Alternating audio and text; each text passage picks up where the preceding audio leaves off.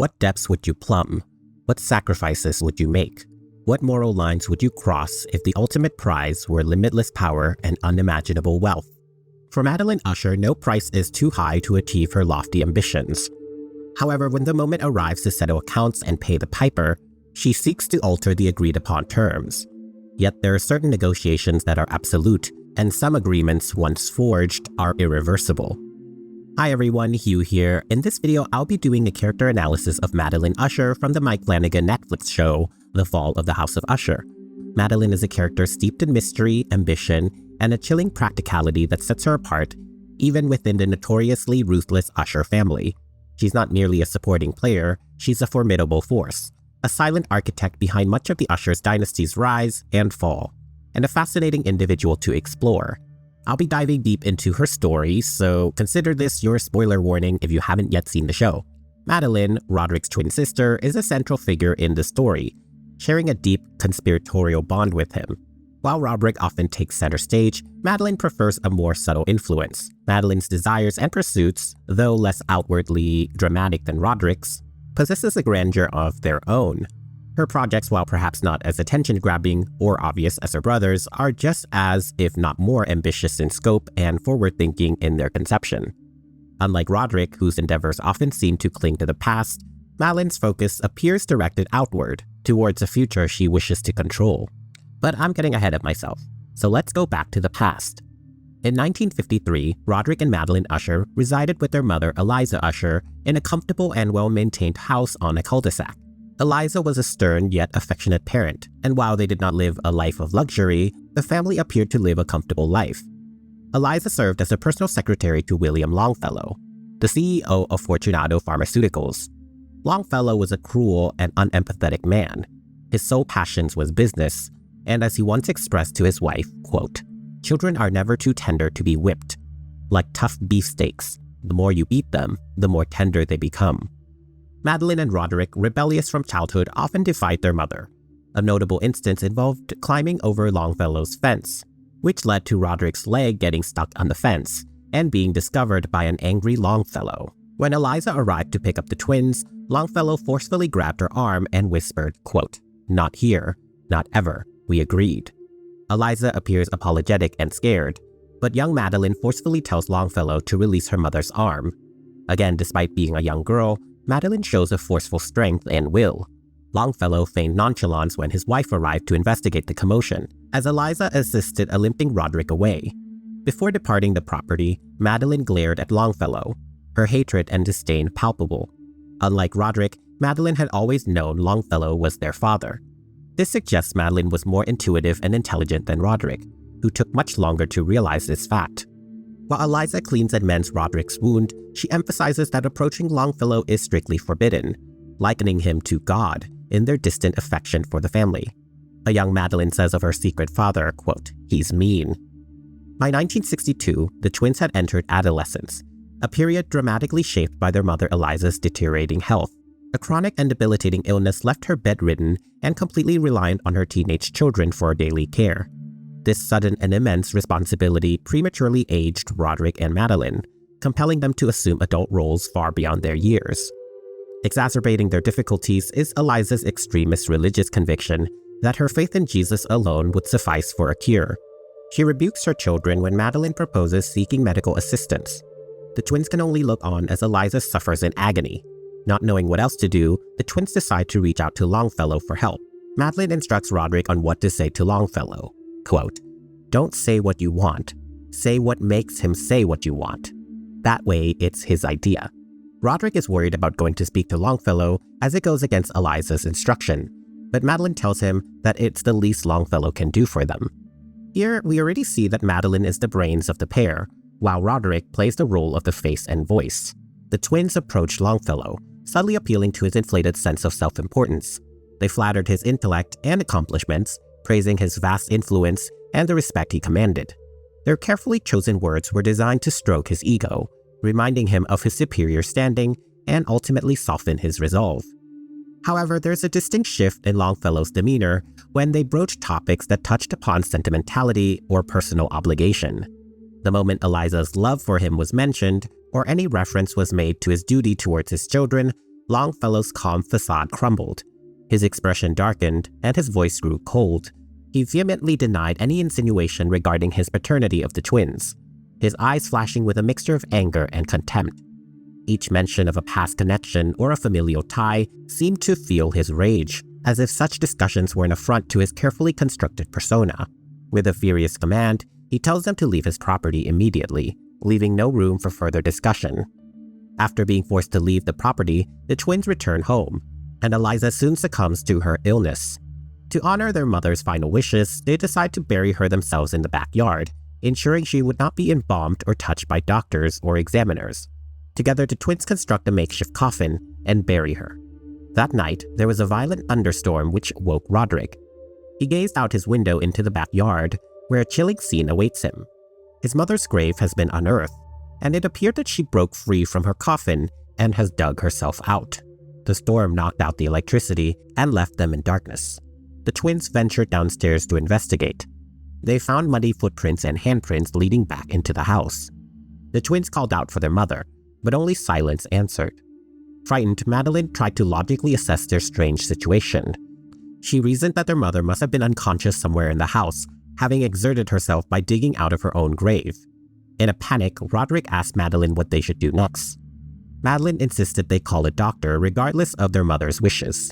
As Roderick began to panic, a flash from the thunder outside revealed something behind him that only Madeline saw. She began to whimper in fear and pointed behind him. Roderick turned to see his mother covered in mud, her face enraged and monstrous. She quickly walked towards him and grabbed Roderick by the throat and began to choke him. The twins begged their mother for forgiveness, explaining that they hadn't known that she was alive when they buried her. Slowly, Eliza began to regain her senses. She released Roderick, but her rage had not subsided. Instead, it had been redirected. Eliza, like a specter, walked through the storm towards Longfellow's house. As she arrived at Longfellow's property, he emerged to examine the storm and the resulting power outage. Eliza moved inexorably towards him. Before he could back away, her hands were around his throat, squeezing with supernatural strength. Longfellow fell to the ground with Eliza on top of him while he struggled, but her grip was unyielding. Eliza's face contorted with a primal rage, shown in flashes of lightning. Her terrifying face spoke of years of suppressed fury. The twins stood frozen in fear and could only watch. Longfellow succumbed to Eliza's wrath, falling still. Longfellow's wife rushed out, discovering the horrific scene, and could only scream her husband's name in horror and anguish. Eliza then smiled horrifically before collapsing beside him, truly and finally dead. After this horrific event, the twins were left without parents and placed in foster care. Although not much is known about this period, Madeline did mention that their first foster family was the Muldoons. Madeline described the Muldoons as, quote, awful people, who fostered 5 children for financial gain and not out of any genuine care. The Muldoon forced all 5 children to live in one small room and rationed their food to maximize profits. Roderick rebelled against the abuse, but he was punished by being locked in a closet. Madeline, however, took a different approach. She began to integrate herself with Mrs. Muldoon to gain their trust, and even suggested ways to cut more corners to increase profit from the children. Soon, Mrs. Muldoon gave Madeline more responsibilities. However, Madeline was merely waiting for the right moment. When she decided the time was right, she reported the Muldoons to social services, which led to their arrest. Madeline's profound satisfaction in her act of vengeance speaks volumes about the intricate layers of her character. Her capacity for such an intricate plan underscores a keen strategic mind, capable of anticipating outcomes and orchestrating events with precision. And she did all this in her adolescence. Perhaps one of her most striking traits revealed by this vengeance is her immense patience. Such a deliberate and impactful act would most certainly require a sustained period of planning, waiting, and observing. This long game indicates an individual with remarkable self-control and the ability to suppress immediate gratification for a profound long-term triumph. This confluence of traits paints a portrait of a person who is both brilliantly strategic and dangerously resolute. These traits will only continue to grow and solidify as she gets older. As young adults in the late 70s, the twins continue to operate as a pair to pursue their goals. Madeline in particular is incredibly ambitious and remains as the dominant force. While Roderick is more sentimental and has a softer side, Madeline remains aloof and hyper-focused on their future. Having endured a difficult past together, Madeline and Roderick have forged an unbreakable bond. This profound reliance on one another allows them to function as a powerful united force in achieving their goals. In stark contrast to Madeline's unyielding pragmatism, Roderick possesses a more tender and introspective nature. Yet despite his softer disposition, Roderick remains utterly devoted to their goals, often deferring to his twin sister's unwavering resolve. Their differing temperaments, rather than causing friction, complement their partnership. Madeline provides visionary drive, while Roderick offers a more charismatic and approachable demeanor. However, Roderick's marriage to Annabel Lee presents a significant dilemma for Madeline, one that challenges her very nature and influence. Annabel Lee, with her inherent empathy and compassionate spirit, stands in stark contrast to Madeline's cold and calculating demeanor.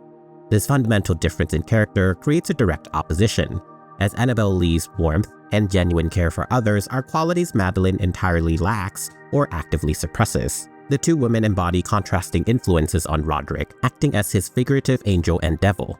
Annabel Lee consistently advocates for compassion and loyalty, while Madeline perpetually advises Roderick on ruthless advancement.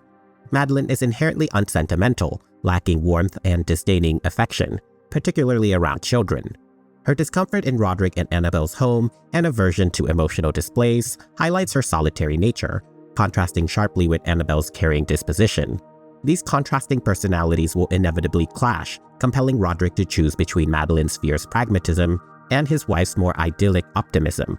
The twins, though pursuing distinct professional trajectories, are bound by a shared potent ambition. Roderick is meticulously trying to climb the corporate ladder within Fortunato's pharmaceuticals, while Madeline is forging her own path in the rapidly evolving tech sector. However, their individual careers serve a much larger, unifying objective: the acquisition of Fortunato.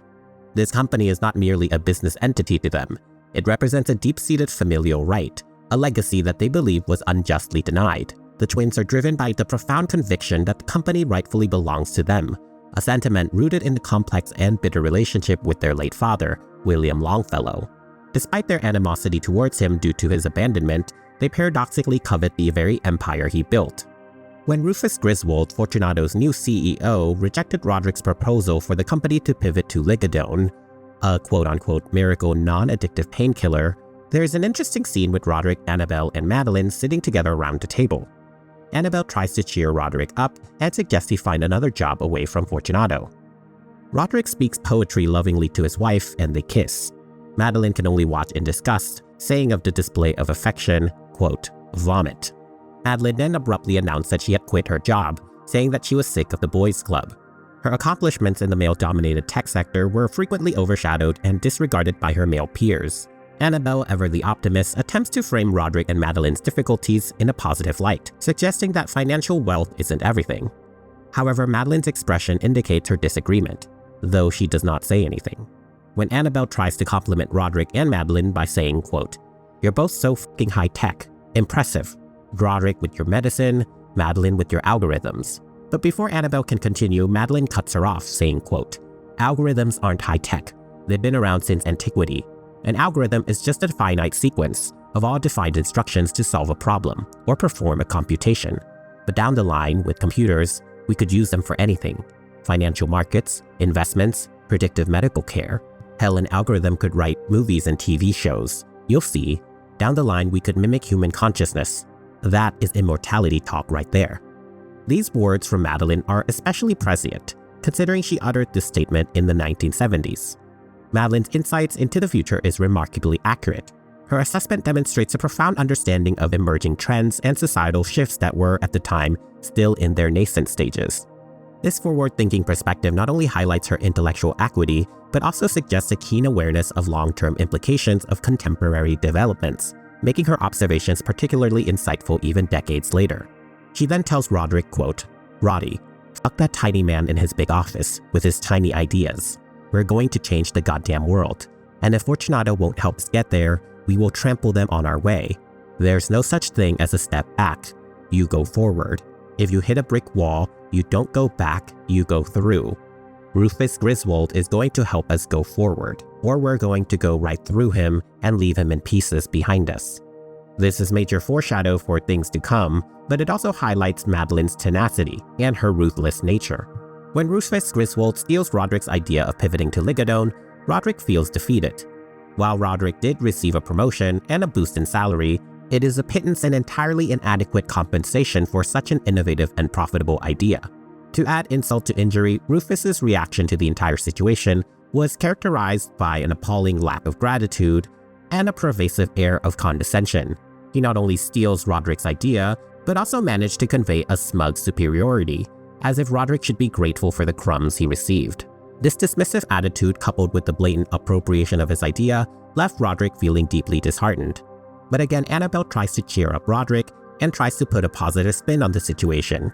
She's happy that Roderick at least got a promotion and is now making more money for the family. Roderick, however, remains dissatisfied. It is Madeline who once again steps in to convince Roderick to go on. She brings up their time with the horrible foster parents, the Muldoons. She recalls how Roderick would get locked in the closet by the Muldoons for standing up for himself. Quote, "You always charge right at it, and I will always love you for that. Rufus Griswold is just Mrs. Muldoon in a nice suit. You charge him, you're in the closet, and he'll brick you in there too. And the more you fight, the more bricks he'll add until you're in your own tiny little tomb. But you're smarter than that now. You don't run right at him. You get beside him. You make him want to hand you the trowel, show you how it works. Then you stab him with it." Madeline's assertive nature is once again evident as she guides Roderick towards their shared goal for power. However, this instant also reveals a more aggressive facet of her personality, particularly with the mention of stabbing Rufus with a trowel. This vivid choice of words, while metaphorical, conveys a palpable sense of aggression, hinting at a deeper, more violent aspect of Madeline's character that she typically conceals beneath a calm demeanor. When a Medicare fraud investigator by the name of Auguste Dupont approaches Roderick about forged signatures on patient consent forms for illegal drug trials, it becomes clear that Roderick is being set up to be a scapegoat for Fortunato. While this is a distressing and precarious situation for Roderick to be in professionally and legally, Madeline sees this as a huge opportunity. She recommends Roderick maintain favor with Rufus while simultaneously cultivating a relationship with Auguste Dupont, even instructing Roderick to become best friends with him. A few days later, Madeline herself schedules a meeting with Rufus. He then boldly pitches the idea of creating a robust computer infrastructure for Fortunato. Her pitch about the myriad benefits of such an upgrade, however, once again is delivered with remarkable prescience, a description that uncannily mirrors the operational paradigms of virtually every successful company in the modern world. Rufus rejects Madeline's offer, immediately proposing sex and a secretarial position instead. He then reveals his full awareness of her ulterior motive, as upgrading a computer system in Fortunato would allow Roderick and Madeline to access the company's illegal documents. Rufus proceeds to demean Madeline, mentioning her parents and the widespread gossip surrounding the twins' paternity within the company. He then reiterates his belittlement and again propositions her for sex in exchange for career advancement. While his treatment of her obviously enrages her, Madeline is able to keep her cool and calm. After the meeting, when Annabelle asks why Madeline would even go to meet Rufus in the first place, Madeline says that she wanted to go look him in the eye. She was unimpressed, finding Rufus to be a figure of hubris, vanity, and limited intelligence. Yet she also found it relieving, since she knows that she's up against an opponent she knows she can beat.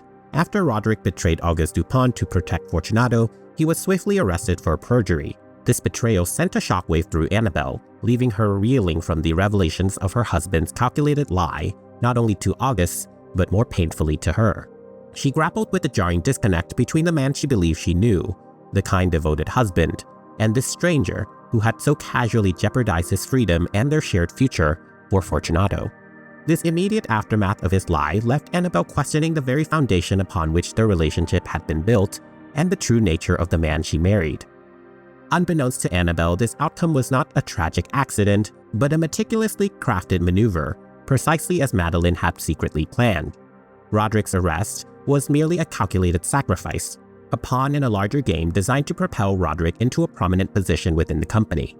With the immediate objective achieved, Roderick was now poised to become a rising star, his reputation bolstered by a perceived act of loyalty, however manufactured. Madeline, ever the strategist, wasted no time. Her instructions to Annabelle was clear: keep quiet. There was no room for emotional outbursts or public displays of distress that could derail their carefully constructed plan. A stunned Annabelle struggles to process the seismic shift in her reality, while Madeline, with cold efficiency, immediately began to introduce herself to other Fortunato executives. Her every move was deliberate, aimed at leveraging Roderick's sacrifice to solidify his new standing and by extension enhance her own influence within the company's upper echelons. This intricate web of their machinations was slowly but surely tightening, drawing everyone within Madeline's grasp. Annabelle later confronts Madeline about the scheme. Madeline calmly clarifies that Roderick will not face perjury charges because he never signed the affidavit.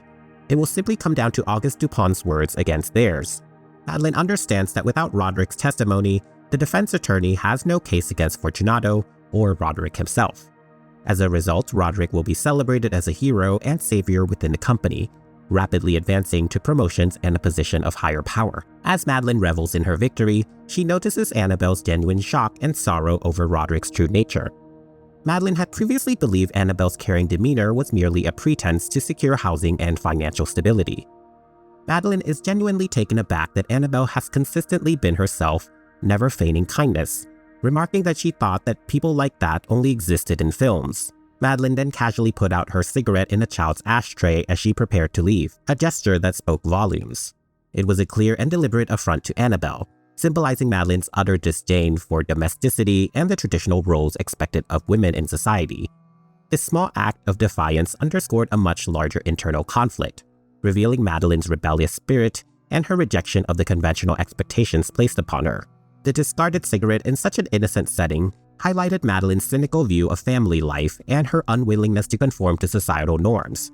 It was also an insult to Annabelle, who embodied everything Madeline despised. As Madeline prepares to depart, Annabelle delivers her parting words. Through her tears, Annabelle's voice, though soft, carries an unexpected weight, resonating with a mix of pity and a strange, almost ethereal understanding. Quote, "You are so small, Madeline." It's not a comment on Madeline's physical stature, but a pronouncement that seemed to encompass Madeline's very being and the inherent limitations of her spirit. Madeline was someone who could only perceive the world through her narrow lens of pragmatism and what she believes are cold, hard truths. Her perception was rigid, allowing no room for the warmth of emotion, the tender embrace of love, or the subtle nuances of human connection. Madeline's emotional landscape was barren. She was, in essence, emotionally stunted. This condition rendered her incapable of understanding true affection or forging genuine connections with anyone. She never could grasp the profound shared love that existed between Roderick and Annabelle, a love that found expression in their mutual appreciation for poetry and the joyous, chaotic home they built for their children. For Madeline, such profound bonds and artistic passions are useless distractions from power and wealth.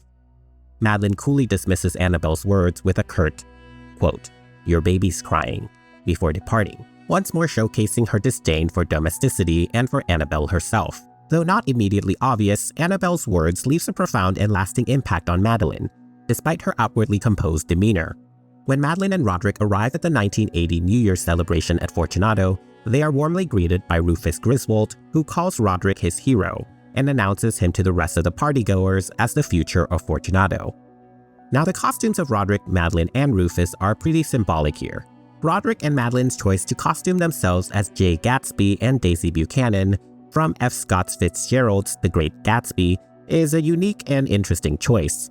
Much like Daisy Buchanan, Madeline is a woman who is obsessed with chasing power and fortune. Both women are depicted as being consumed by their ambition, yet simultaneously reliant on external forces to achieve their desires. Daisy's inability to attain what she truly wants without the influence of either Jay Gatsby or Tom Buchanan mirrors Madeline's essential need for Roderick to ascend to the ranks of Fortunato.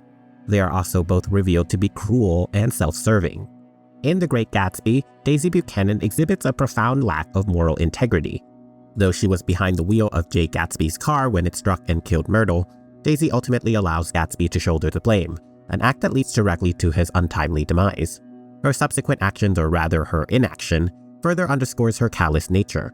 Daisy never once expressed genuine remorse for her role in Myrtle's death, nor does she attempt to take any form of responsibility. This moral failing is a stark indictment of her character, revealing a woman who prioritizes her own comfort and social standing above truth, justice, and the well-being of others. Her abandonment of Gatsby solidifies her image as a superficial and ultimately destructive force in the narrative. Similarly, Madeline will do something similar to Roderick. But let's put a pin in this for now. I just wanted to point out that the costume reveals something about Madeline's true nature. It's also rather peculiar that Roderick and Madeline would choose to don costumes that are at their core a couple's ensemble. This choice is particularly unusual, especially when considering the significant relationship between Daisy and Jay in the source material, where they're depicted as lovers. While I don't think this hints at any incestuous romantic connection between Madeline and Roderick, it does hint at a profoundly dysfunctional dependency on one another. They seem to bring out the worst in each other, a dynamic made especially clear by how Madeline's words seems to influence Roderick's actions. The costumes therefore become a symbolic representation of their intertwined fates, illustrating a bond that is both inescapable and detrimental to their individual well-being, ultimately leading to their doom. Rufus is in an especially jovial mood after getting away with the illegal drug trials.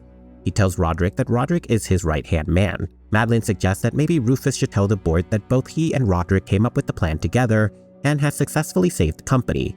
But Rufus admits that he's already told the board just that, and had fully endorsed Roderick to them. Madeline suggests they celebrate with a rare and expensive sherry, a 1925 Amontillado. She hands Rufus a glass, saying, quote, "A powerful wine for a powerful man." The three toast to Fortunato, but Madeline and Roderick only raise their glass near their mouths. They don't actually take a drink. Rufus, however, downs the entire glass. Rufus does notice when the twins don't drink, but Madeline says that she wants to savor her drink, while Roderick excuses himself to the restroom. Obviously, the cherry is laced with some sort of drug, but Rufus doesn't notice.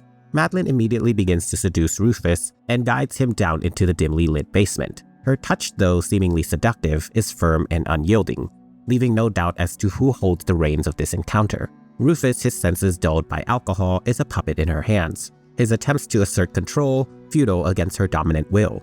She leaves him seated on some scaffold and tells him that if he can get to her, she'll let him do anything he wants to her. Rufus tries to walk towards Madeline, but he struggles to stand, falling and stumbling towards her.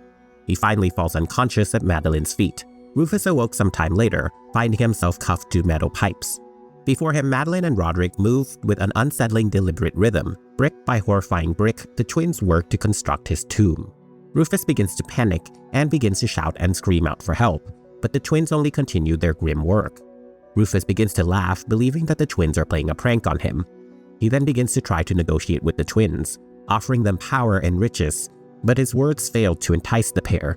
Madeline and Roderick calmly and nonchalantly explain that his disappearance is an essential part of their plan, since Roderick has taken the metaphorical bullet for the company and has been endorsed by Rufus himself. Roderick will be the next logical choice for CEO, as all the other board members will have also been tainted by the recent investigation.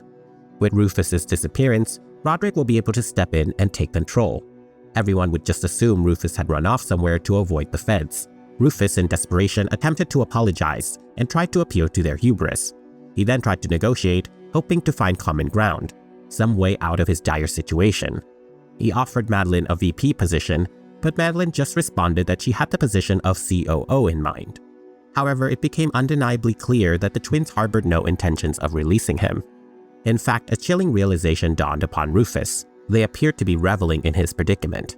Madeline, in particular, displayed an almost gleeful demeanor as she meticulously outlined her sinister plans to the increasingly doomed Rufus, her eyes glinting with a disturbing satisfaction. Defeated, he falls silent, but before fully bricking Rufus in, Madeline places a jester's mask and hat over Rufus, dooming him to die as a fool. She tells him that, quote, "That candle will last you an hour or so. Then I'm afraid you're in the dark." She takes a great deal of pleasure in his demise and revels in his fear. The flickering flame of the solitary candle became a symbol of his rapidly dwindling time, a stark reminder of the inescapable darkness that awaited him. In a final act of spite, Madeline places a brick inscribed with the words, "You are so small," in front of Rufus. This echoes Annabelle's earlier insult to Madeline, suggesting that Annabelle's words did in fact affect her. Her choice to hurl this same insult at someone she despises indicates the lasting sting of Annabelle's remark, revealing a deep-seated vulnerability. I believe this is Madeline's greatest fear, to be perceived as someone small, insignificant, or easily dismissed. Rufus had made Madeline feel small in their previous meeting. This would explain her extreme hatred for Rufus and why she thinks he deserves this cruel punishment. The fact that she weaponizes this specific taunt suggests that Annabelle's original comment struck a raw nerve, penetrating her carefully constructed facade of indifference. This fear of being seen as somebody who is small and insignificant fuels her ambition and her often ruthless drive, pushing her to constantly prove her worth and power to herself and to the world. Madeline and Roderick sit before Rufus's brick tomb, having completed their grim task. A faint metallic sound emanates from within, where Rufus awaits his death. Roderick asks Madeline if she's sure that no one will come down to the basement. She reassures him that at least for tonight, no one will come down. She also adds that Rufus won't make it past the morning, as she had laced the sherry with cyanide. As Roderick considers returning to the party upstairs, Madeline suggests instead that they leave immediately to avoid questions, as everyone would have seen all three depart together. If questioned by the police, Madeline plans to state that she and Rufus had sex before he left to get more drugs, while she and Roderick went to a different venue. She tells Roderick that their immediate goal is to be seen but not closely examined. To strengthen their alibis, the twins then head out to find a bar. A few blocks away from Fortunato, the twins find themselves at Verna's bar. As a side note, I've created a dedicated video analyzing Verna in depth, which you might want to check out after this video. The twins settle at the bar. Ace Frehley's New York Groove sets the scene. This song, typically a celebratory anthem about triumphant return and personal revival, would ordinarily enhance a festive mood. However, for the Usher twins, the celebratory backdrop is steeped in a profound and chilling irony. The vibrant energy of the New Year's Eve reverie and the optimistic message of the song stands in stark contrast to their grim reality. They arrive not with the clean slate of new beginnings, but with the undeniable stain of recent murder on their hands. This heinous act, a calculated and brutal move to secure power and wealth, has irrevocably tainted them. Their fresh start is not one of redemption or innocence, but a descent into a darker, more entrenched path. This pivotal moment at the bar, under the guise of celebration, is where their intertwined fates are about to be forever altered by the introduction of Verna. As sirens can be heard outside, the twins tense and look around. As the sirens pass, they begin to relax, only to be immediately greeted by the enigmatic Verna. Now, I've already done a pretty detailed analysis of this meeting in my Verna video, so I'll just focus here specifically on Madeline. When Verna offers the two something to drink, Roderick at first declines, but Madeline insists on whiskey neats for the both of them, so they can celebrate. Madeline is clearly in a celebratory mood, having just killed Rufus moments earlier without any apparent guilt or qualms. When Verna walks away, Roderick voices his concern about what they had just done. Madeline immediately warns him to keep his voice down and advises him on what to do next. Wait at the bar, drink but don't get drunk, talk but don't talk too much. The important part, as Madeline points out, is to be seen by others. Upon Verna's return, Madeline and Roderick pretend to discuss politics. Verna promptly interjects, stating that political discussions are not permitted at the bar. Verna then asks about their resolutions, and Roderick states that he and Madeline share the same resolution of changing the world. As the night inches closer to midnight, Madeline is seen dancing and conversing with the other patrons. When she returns to the bar to have a seat, she instructs Roderick to do the same so they can further secure witnesses and alibis. She instructs him to meet and kiss someone at midnight so they will remember him. This instruction is given in a cool and matter-of-fact way, driven by pragmatic cold logic. As Roderick leaves to introduce himself to a young woman, Verna abruptly reappears and tells Madeline, quote, "Thank God he's got you to call the shots." Madeline asks Verna what she means, but Verna just tells her it was meant as a compliment. Madeline replies, quote, "If it was our birthday, he'd forget to eat the cake if I didn't take a bite first." Although this may seem like an exaggeration, it contains a significant amount of truth. Madeline is consistently portrayed as the decision-maker, even from childhood. Even so, she sees Roderick as her equal and partner, never treating him as inferior. Verna tells Madeline, quote, "Women are the natural leaders of the species. Ancient Egypt had it right." This appears to flatter Madeline and may mark the beginning of her interest with ancient Egypt, an interest that would only grow in time. With only 1 minute until midnight, Verna reiterates her question to Madeline regarding her resolution. Madeline replies that Verna had already asked her that, to which Verna replies that Roderick was the one who answered for her. Verna is interested in Madeline's answer. Madeline says that she wants to change the world, same as her brother, saying, quote, "Do I strike you as someone who can't speak for herself?" Verna instantly replies, quote, "You strike me as a queen without a crown." Verna then asks another question. If Madeline had to pick between rich or famous, which one would she pick? Without any delay or hesitation, Madeline responds that she would choose to be rich. Verna then asks what Madeline would do next. After a moment of thought, Madeline replies, quote, "I'd never let a man have power over me, and I'd figure out how to live forever." As the New Year's Eve ball drops on television marking the new year, Madeline and Verna exchange looks. Madeline looks away first to see Roderick kissing the girl he just met. As she turns back to face Verna, Verna has leaned in closer. Her face is unnaturally shrouded in shadow. Drawn to Verna, Madeline leans in and kisses her. As they break their kiss, Verna tells Madeline, quote, "Cheers to you, Cleopatra," deepening Madeline's association to an ancient Egyptian queen. Madeline, Roderick, and Verna are later seen enjoying drinks together at a small table. Madeline shares a story about meeting a wealthy woman adorned in finery who owned a house in Cape Cod. Madeline expresses her disdain, revealing that the woman's wealth stemmed from her engagement to a rich man. Madeline emphatically states that if such dependency was the cost of riches, she wanted no part of it. Verna then says, quote, "So there is a limit." Verna is referring to the limit of what Madeline would do for riches, to which Madeline replies with great conviction, quote, "No, it's not a limit, it's a standard. I don't want it, any of it, if it involves serving at some man's pleasure." Verna playfully asks, quote, "What about a woman's?" Madeline's complex characters further illuminated by her ambiguous relationship with Verna, suggesting a mutual attraction, hinting at Madeline's openness to same-sex intimacy. This isn't surprising, as Madeline views women as superior to men. Besides Roderick, Madeline has a general disdain for other men. The very notion of her power and wealth being contingent on any man is utterly repugnant to her. So while she won't marry a man for money and power, she will readily murder him for it. Her actions reveal a pragmatic, ruthless dedication to self-preservation and self-determination, where the ends justify the means, especially when those means ensure her continued dominance and freedom from external male influence. The irony, of course, is that her partner in crime is her twin brother. For all of her strong convictions, her fate, past and present, has always been tied to that of another man. The conversation then pivots to a moment that would forever shape Madeline and Roderick's lives, the Faustian bargain with Verna, who begins her pitch with a simple hypothetical. Quote, "What would you be willing to do? For example, what if I told you right now that you could achieve all the success you can ever imagine? All the money, all the power, a lifetime of luxury, comfort. What would you do? What would you give?" Madeline at first refuses to answer. She seems to dislike these type of hypotheticals, viewing them as fairy tales. As Madeline puts it, quote, "The real world is Darwinian. Survival, chaos, power, leverage." Verna simply smiles and playfully replies, quote, "You're a killer, aren't you? Both of you. A couple of real killers." Madeline says, quote, "I wouldn't say that." But Verna nonchalantly reveals that she knows the twins have just murdered Rufus Griswold and that they're in her bar looking for an alibi. The twins are stunned, but Verna continues, quote, "What if I said I could guarantee that you'll get away with it? And not just that, all of it. In good time, not a lot of time, you'll be elected CEO, Roderick. Or Madeline if you prefer. You'll be the king and queen of Fortunato. Your birthright. CEO, COO, whatever you want. And I'll sweeten the deal. No legal consequences, guaranteed. For your whole life. People may try, but you will never ever get convicted of a single crime.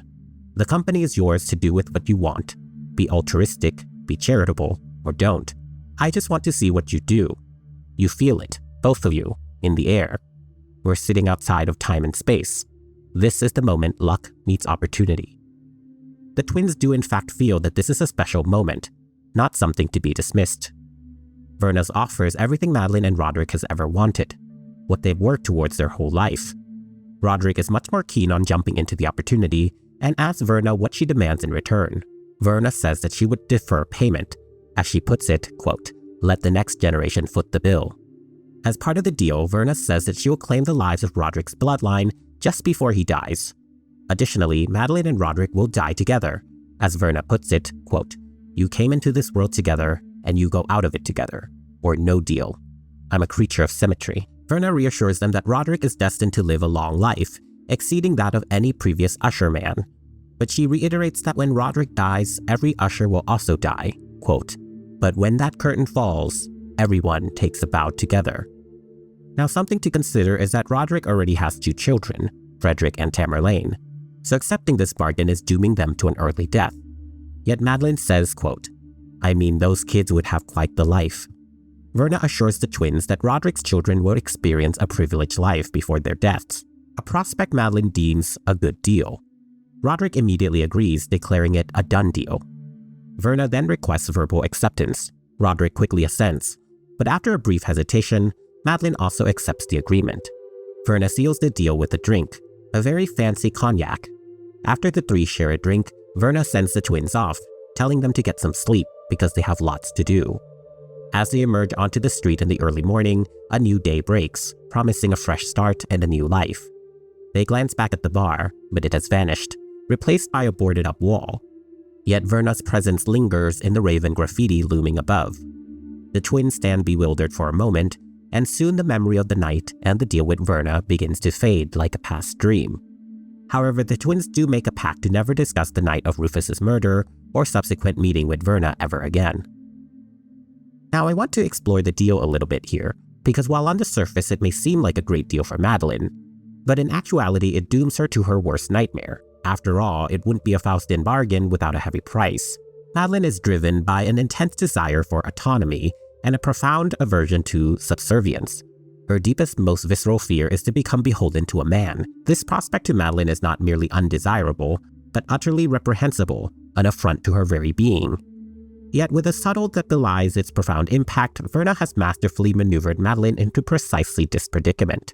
The agreement Madeline just entered into carries within it the seeds of her ultimate undoing, the Faustian bargain, where the illusion of control is granted in exchange for an unseen, yet undeniable binding, a chain. In her pursuit of independence, she has unwittingly signed away a portion of her autonomy, her fate now tethered to a man's influence in a way she desperately sought to avoid. Madeline's destiny is now tied to Roderick's. Despite her love and treatment of him as an equal partner, she has in essence relinquished control of her own fate to him. Notice here that it is not Madeline's death that is the contingent, it is Roderick's. The clause dictating that all ushers must perish upon Roderick's death unequivocally includes Madeline. This stipulation is further compounded by the absence of an heir through Madeline, as she neither has nor ever will have children. This decision is consistent with her perceived disdain for the concept of motherhood, as evidenced by her views on Annabel Lee, suggesting that the act of having children is something beneath her. Therefore, it was highly probable that Madeline would have never pursued motherhood anyway. Madeline's scheme to make Roderick CEO of Fortunato was already progressing favorably. He likely would have achieved the position even without Verna's intervention. Consequently, Madeline would have attained her desired role as COO from the outset. Thus, the twins would have probably succeeded in their objectives anyway, securing wealth and power without the need for the bargain. The twins, through their combined cunning, ruthlessness, and strategic foresight, were already on a clear trajectory to attain their goals. The bargain with Verna, while offering a shortcut and a guaranteed success, appears to have been unnecessary and ultimately catastrophic. Even with Rufus's murder, the twins most likely also would have gotten away with it as well. Madeline made sure to plan everything to the last detail, and her plan had high chance of success. So once again, Madeline would not have needed Verna's bargain to attain her goal. Also, accepting the bargain once again goes against Madeline's two resolutions. Quote, "I'd never let a man have power over me, and I'd figure out how to live forever." As previously stated, she has allowed Roderick to have control of her through the bargain. This means that her death is tied to his, ensuring her mortality. Now, the second part about living forever is a bit far-fetched for any person, but as we will later discuss, an older Madeline will be on a path to a form of immortality before it is cut short due to the bargain. I think Verna in large part made the bargain with the twins because she was fascinated by Madeline, but also because she seems to want to give Madeline an ironic fate. This is part of Verna's character and what she does with all the other ushers. Another shameless plug, but I do have 2 further videos on this very topic of the Usher bastards and the legitimate Usher children, so go watch those as well if you're interested. 4 decades later, all of Verna's prophecies has materialized. Roderick and Madeline ascended to CEO and COO of Fortunato respectively. Under their leadership, the company soared to unprecedented heights, with every venture proving immensely successful. As Verna had promised, the twins remained immune to prosecution, regardless of the severity of their crimes. The Usher family expanded alongside the company, with Roderick fathering 4 more children with different mothers. For her part, Madeline never had any children. She was married and divorced at least once, but the exact number of her marriages remain unknown. Fortunato, initially a pharmaceutical company, evolved into a vast business conglomerate. Each Usher child, upon reaching adulthood, presented a business proposal to Roderick and Madeline. Approved ventures received funding and the full support of the extensive Usher empire. Despite the company's diversification, Fortunato Pharmaceuticals remained the family's most valuable asset. Roderick concentrated on the original pharmaceutical division, while Madeline dedicated her efforts to the tech sector, particularly artificial intelligence, a field in which she had specialized in her youth. Auguste Dupont, now an assistant U.S. attorney, is again attempting to prosecute Fortunato, this time for charges concerning ligadone. Dupont alleges that Fortunato not only profited from, but also caused an opioid epidemic. He details a litany of crimes committed by the company under Roderick and Madeline's control. However, as Verna had promised, the company and the twins have never been prosecuted for any crime. The family and company lawyer Arthur Pym remains confident and nonchalant during the proceedings, even working on a crossword during opening arguments. This is unsurprising, as Arthur has never lost a case while protecting the twins in his decades of practice. However, the customary nonchalance and almost regal aloofness that had long characterized the Usher family began to fracture when August made a startling declaration. This time, he revealed he possessed an informant, a clandestine source operating from within the heart of the family. This revelation sent a palpable ripple of unease through the otherwise unshakable facade of the powerful family.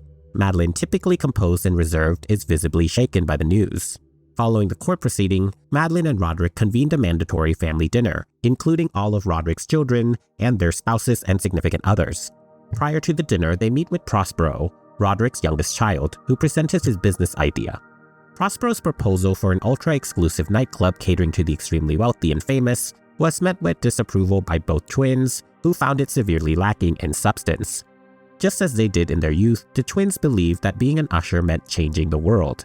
This idea of a hedonistic nightclub was simply beneath the twins' grand ambition for the family.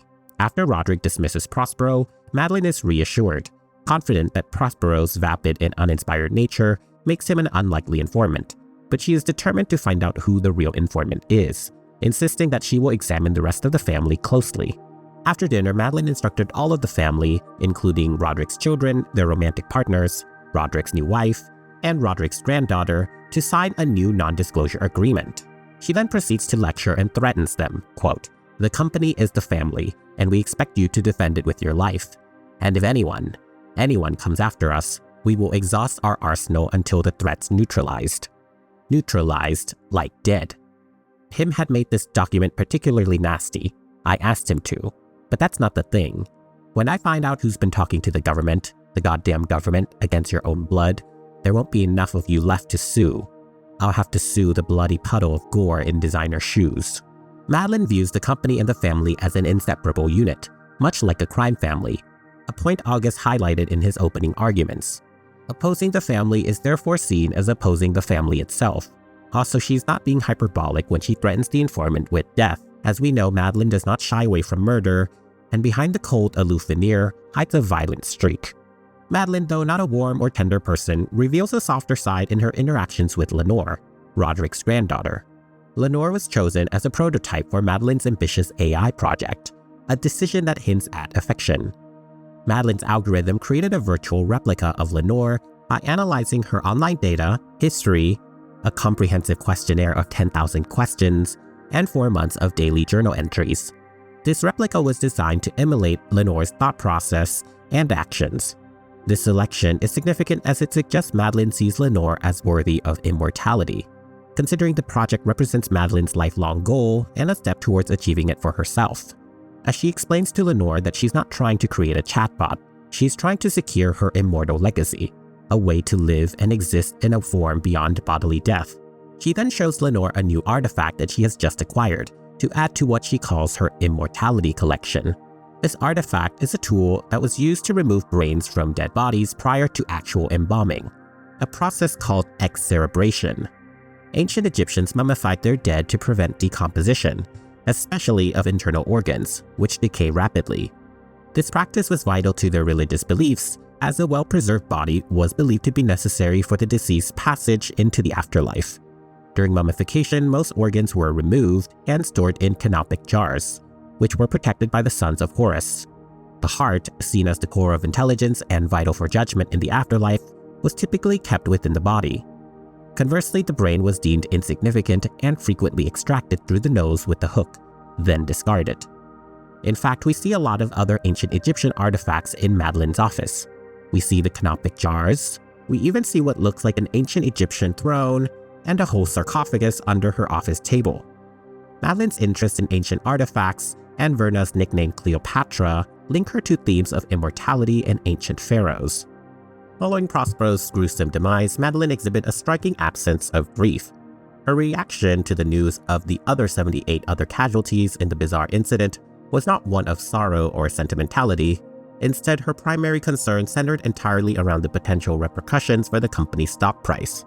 The tragic loss of life, including that of her own nephew, registered with her only as a metric impacting corporate value. When Arthur finds footage of Verna from Prospero's cameras, he presents his findings to Madeline and Roderick. Though they don't know it, this is the first glimpse of Verna they have seen after 40 years. After Camille's death, Madeline remains her usual calm and detached self, showing little to no emotion. Like with Prospero, Verna was seen on security cameras at Victorine's lab. However, both Roderick and Madeline still do not recognize Verna. Despite this, Madeline perceives Verna as a threat, sensing her appearance as a sign of danger. When Arthur is able to get a better image of Verna by quote-unquote enhancing the image, the twins both finally remember the fateful New Year's night and the strange bartender from long ago. Madeline immediately goes to the location of where the bar would have been. She admonishes herself saying, quote, "Don't be stupid, Madeline. This is crazy. This is fucking crazy." The boarded up building remains, but the graffiti of the raven is still there. As if to further remind Madeline of the bargain, a raven, likely Verna in disguise, flies and perches over the graffiti, croaking at Madeline. Madeline can only stare back at the raven in shock and dread. After Roderick suffers from a hallucinatory episode, Madeline comes to check up on him. It is uncertain whether Roderick's vision was a haunting sent by Verna or a symptom of CADASIL. CADASIL, or cerebral autosomal dominant arteriopathy with subcortical infarcts and leukoencephalopathy, is a genetic disorder. It results from gene mutations which causes small blood vessels disease in the brain. This condition typically manifests in early to middle adulthood with symptoms such as migraines, recurrent strokes, cognitive decline, and dementia. This inherited disorder most likely comes from their mother, Eliza. This would account for some of Eliza's erratic behavior and illness during the twins' early years. However, due to Eliza's extreme religious beliefs, they were unable to obtain a diagnosis while she was still alive. While Roderick has known about his diagnosis for a few days now, he tried to hide it from Madeline. The revelation shakes Madeline, though she remains calm and tries to work through the issue like she does with every other issue. There are slight tremors in her voice though that reveal her fear of losing Roderick. The two have always acted as a cohesive pair, so this revelation is startling.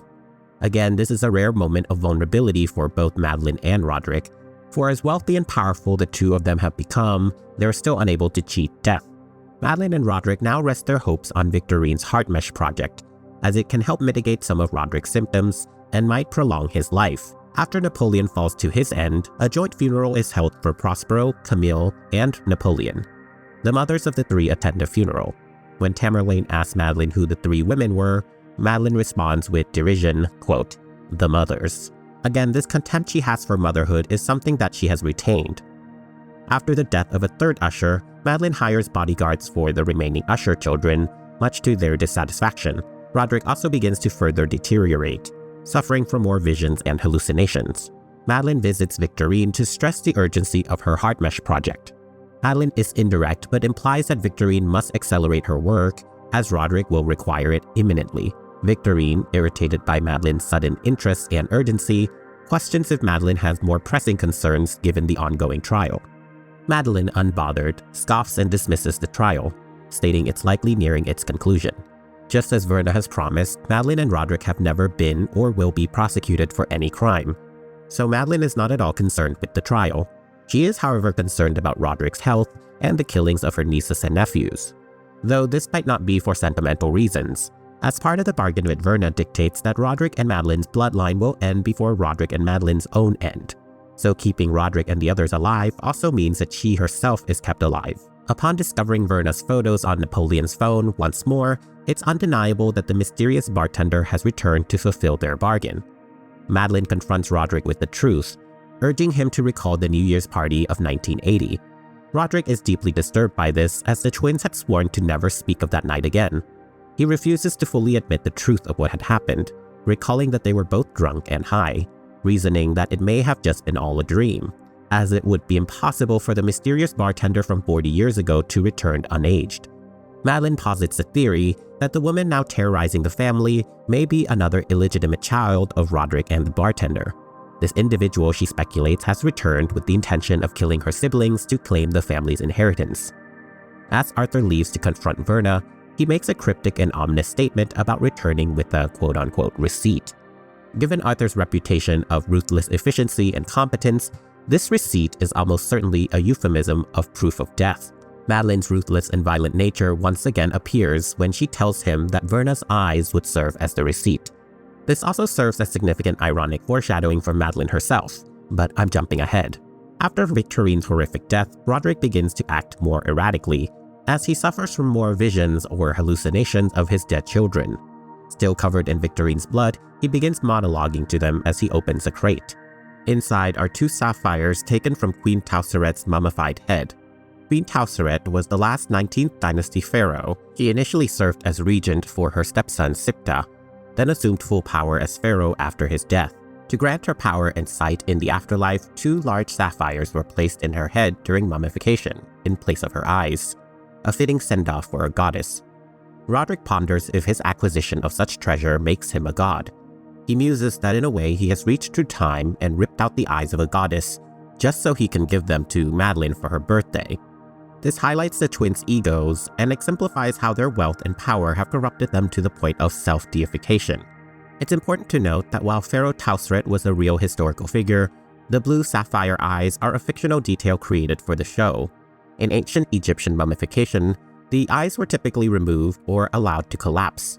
They were then replaced with artificial substitutes such as linen, stone, or even onions to preserve the face's appearance for the afterlife. Gems were not typically used for this purpose. Madeline knocks on Roderick's door. He quickly conceals the sapphires before calling out for her to come in. His mood is weirdly jovial considering what just happened to Victorine and how he's still covered in her blood. Madeline is concerned and is shocked to discover that Roderick had removed the heart mesh from Alessandra's corpse himself. Her primary concern, however, revolves around the security company's failures and Verna's continued targeting of the Usher family. Once again, her reaction to a family member's death is marked not by grief or sadness, but by annoyance and irritation. Quote, 4 deaths in a row is not coincidence. We don't need to know how it's happening to know it's happening. We are under attack, and if that doesn't snap you out of this, remember, Vic had a board seat. Roderick snaps into realization that Madeline is indeed correct. She continues to point out that as more Ushers die, the more board seats they will lose, meaning that there's an opportunity for the board to be taken away from the family's control. Madeline reiterates that they must find Verna and put an end to this situation. However, Roderick believes that he can control and wrangle the board members into submission. He diverted his focus towards that goal instead, despite Madeline's protest that they must focus on finding Verna. This incident marks a pivotal moment where Roderick chooses to disregard Madeline's counsel. Roderick's ambitious attempt to seize control of the board is destined for failure, a consequence directly attributable to the treachery of his own son, Frederick. It is Frederick who, in a predictable betrayal, will assume control, with the board ultimately selecting him to replace Roderick. However, Madeline is far from a passive observer in this unfolding drama. She simultaneously initiates her own strategic maneuvers, covertly making a bid for the CEO position behind Roderick's back. Her plan hinges on the groundbreaking potential of her algorithms. Yet, much to Madeline's escalating annoyance and profound anger, the algorithms, despite their promise, are simply not yet mature enough to accommodate her grand ambitions. She's desperate to crack consciousness mapping in her grand scheme to live forever. However, now more than ever, she is running out of time. When Arthur reveals his findings in his investigation of Verna, he tells the twins that the bar they went to 40 years ago never existed. The building was never a bar. Since the twins walked out of the bar on foot, he searched every bar that existed 40 years ago in a 5-mile radius, and was unable to find any trace of Verna or the mysterious bar. The true breakthrough in his investigation came when he used Madeline's algorithms to do a comprehensive image search.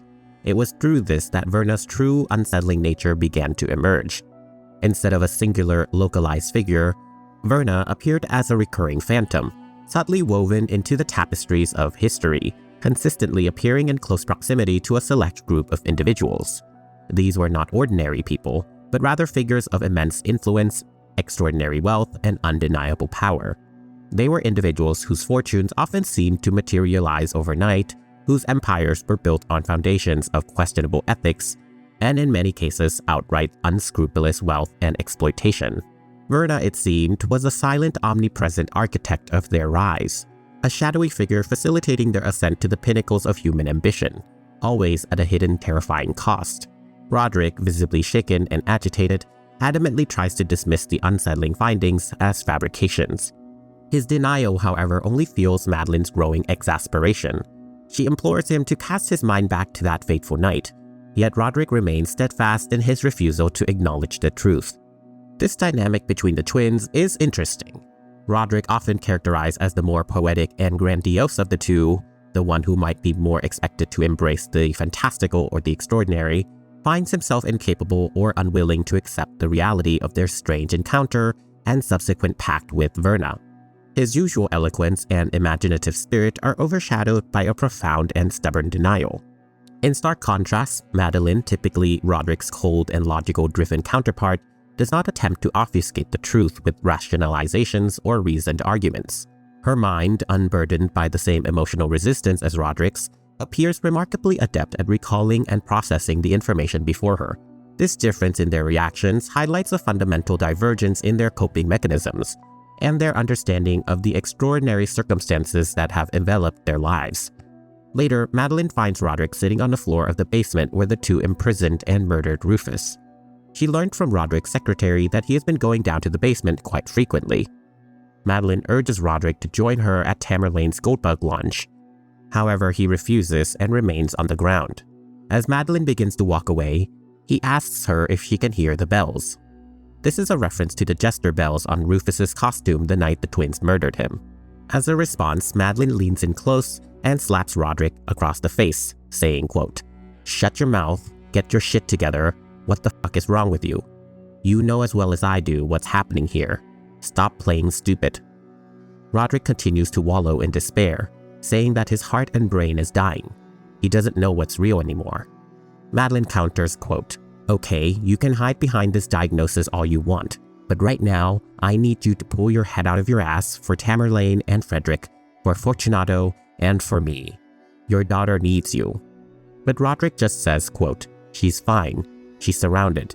How many people are up there anyway? 100? Madeline, showing a rare moment of sentimentality, has twice urged Roderick to support his daughter Tamerlane. It appears Madeline cares for Tamerlane more than the other Usher children, with the exception of Lenore. We will see this in their interaction. Backstage, as Goldbug's launch approaches, Tamerlane is consumed with anxiety and loneliness. Madeline stands as her solitary source of comfort, a poignant contrast to Roderick's assertion that Tamerlane was quote-unquote fine, due to her being surrounded by other people. This scene tragically reveals that despite Roderick's belief, Tamerlane is truly alone, with only Madeline offering support. Madeline does offer Tamerlane words of encouragement when Tamerlane laments about the absence of her father and husband. Madeline says, quote, "Men are as stupid as they are simple. You're better off." Tamerlane admits that she misses Bill, but Madeline goes on, quote, "Oh my God, my first husband. I thought I missed him, but that was just temporary insanity. This burp your heart goes through. He was a fun ride, boy, but he wouldn't shut up about kids. Men, when they think they're immortal, all they want to do is fuck. Then when they figure out they're gonna die, all they want to do is fuck." Madeline holds a decidedly dim view of men, a sentiment deeply rooted in her experiences and observations. She perceives them as largely unreliable, often driven by self-interest and sex, and prone to emotional volatility, which she finds both tiresome and predictable. This perspective is not merely a fleeting opinion, but a fundamental aspect of her worldview, influencing her interactions and shaping her expectations of male behavior. This observation is hardly surprising when considering Madeline's history of relationships with men, figures such as her father, William Longfellow, and Rufus Griswold. Both individuals she evidently found reprehensible, cast a long shadow over her perceptions. Roderick is the exception, of course, though she may view Roderick through a similar, albeit less negative lens, with him being her twin brother. This could be why she appears to have a more favorable relationship with other females in the family, such as Lenore and Tamerlane. As the Goldbug launch descends into chaos due to Verna's machinations, Madeline senses Verna's presence and begins a frantic search. Upon spotting her, Madeline lunges and grabs at Verna, shouting, quote, "I'm here. I'm right here." However, Verna vanishes, leaving Madeline's hand covered in black soot. Madeline's hands tremble as she tries to clean away the ash, a stark reminder of Verna, their bargain, and the past crime that set everything in motion. The next day after Tamerlane's death, Madeline recalls, quote, "I had my hands on her. I felt her go apart like cold steam." Roderick rages, still in denial, as Arthur warns him of their rapidly diminishing control over the board. Madeline, ever composed, points out that Frederick's vote is the deciding factor. Roderick summons his eldest son Frederick to prepare him to gain the board's favor. However, as I mentioned before, Frederick is secretly intending to replace his father. He has no intentions to sway the board. Behind the scenes, Madeline and Arthur meet in secret. They both believe Roderick is compromised due to his illness and subsequent behavior. Madeline makes a bid for her own ascension to CEO, telling Arthur, quote, "He has an untreatable, incurable disease that impairs his judgment. Right there, that takes him out of play. I am close, Arthur. My algorithm project is so close. Do you know what that means? We could take the company out of pills, out of poison, into tech, AI, artificial consciousness, virtual immortality.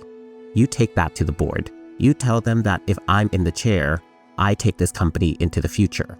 Leave all this behind. The whole rotten legacy goes out with Roderick, and we rebrand as a tech company. I imagine they'd find that appealing."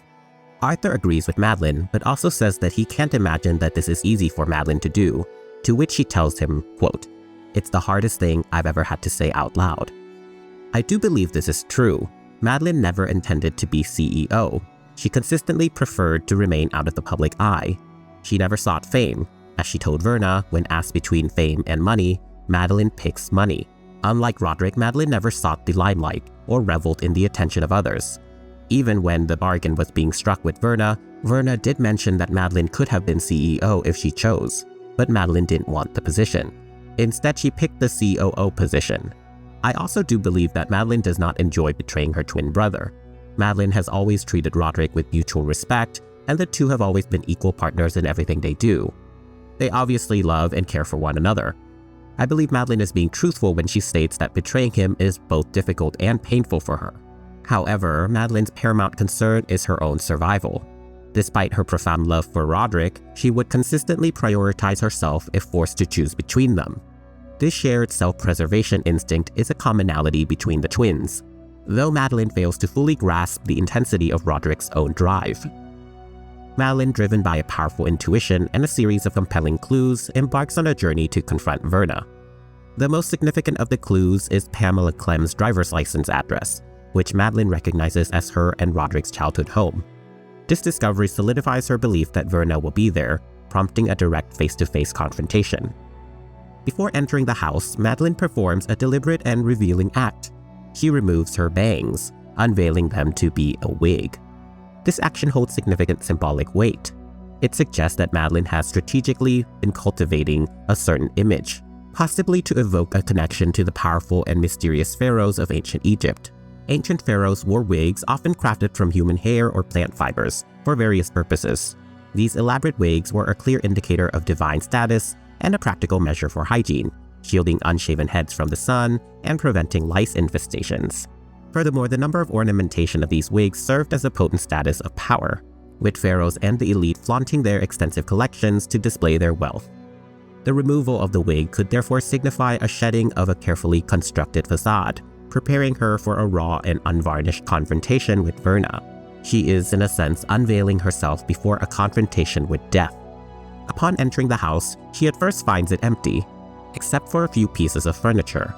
The house is dilapidated, dark, and all the windows have been boarded up. The house, and in fact the entire neighborhood, was bought by Roderick, so he can watch it rot. Clearly, the twins do not have fond memories of their childhood home and their humble origins. As Madeline walks further into the house, she sees an empty leather chair. Then sounds of metal chimes are heard coming from the basement. She walks towards the noise and the basement door, but Verna calls out to her, asking her to have a seat.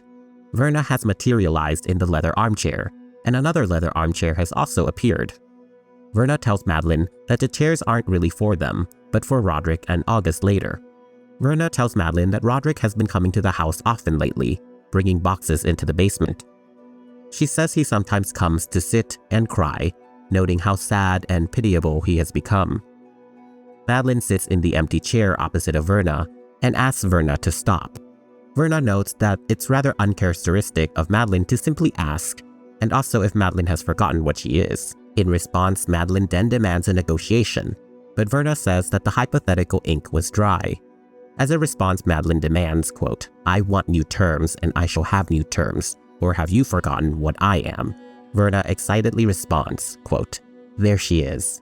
Ah, there's my Cleopatra." Madeline tries to reason with Verna, saying, quote, "Everything has a price, every negotiation a point of entry. Every deal is simply an expression of will, mutual will. We can sort this, woman to woman." Verna simply replies, quote, "I am not a woman." Madeline begins to stand and grows angry, saying, quote, "You know what I'm capable of. You know what I have done.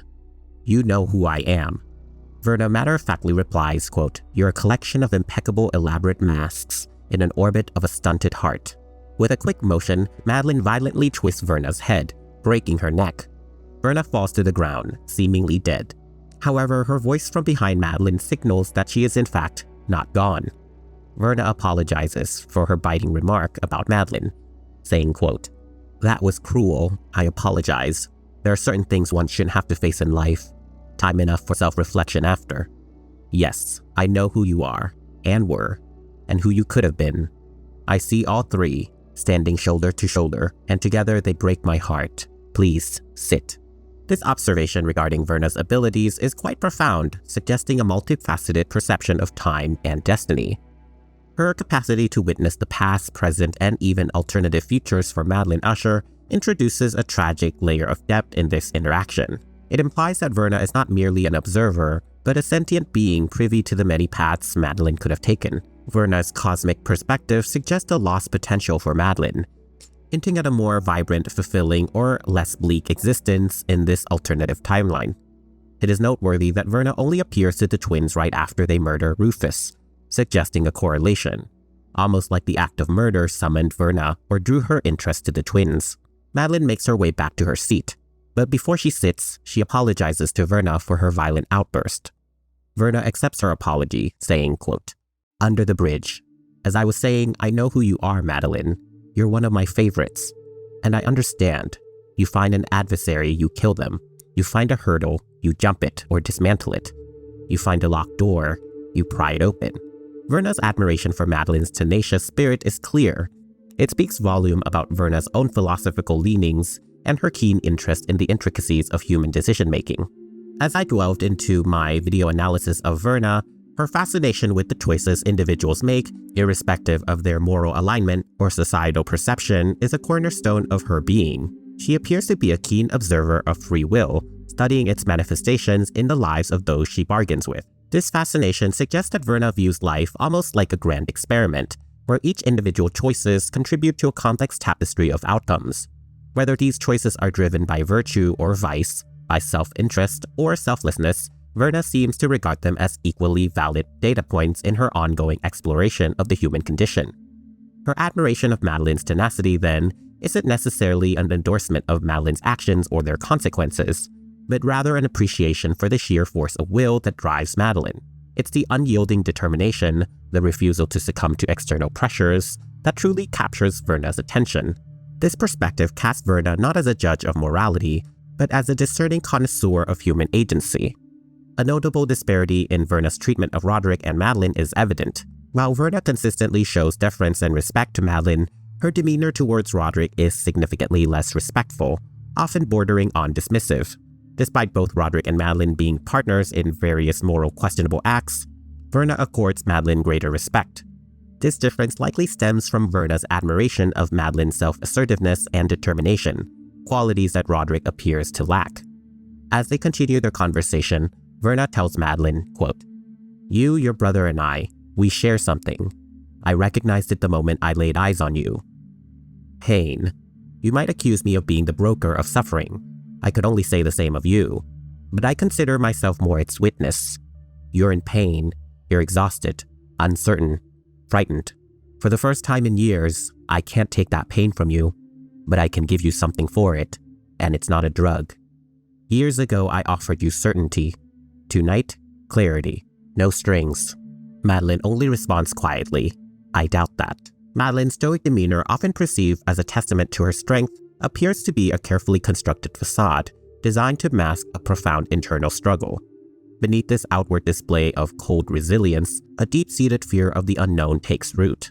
This apprehension is particularly amplified when confronting the ultimate uncertainty, death. So Verna offers some form of clarity in the form of a poem called The City in the Sea.